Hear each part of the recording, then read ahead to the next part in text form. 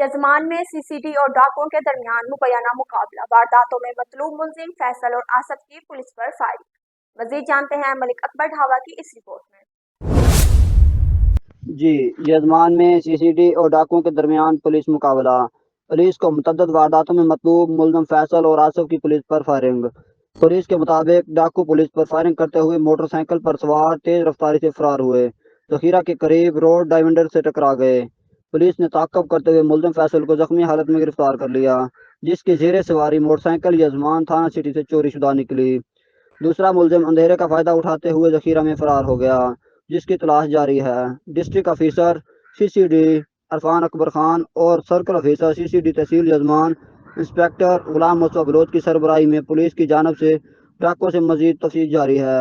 عوام کی جان و مال کے تحفظ کے لیے سی سی ڈی ہر طرح سے کوشاں ہے، جس کی سول سوسائٹی اور انجمن تاجران نے سراہا اور سی سی ڈی کو خراج تحسین پیش کیا۔ کیمرہ مین ٹیم کے ساتھ ملک اکبر ڈھاوا، مان ٹی وی، یزمان۔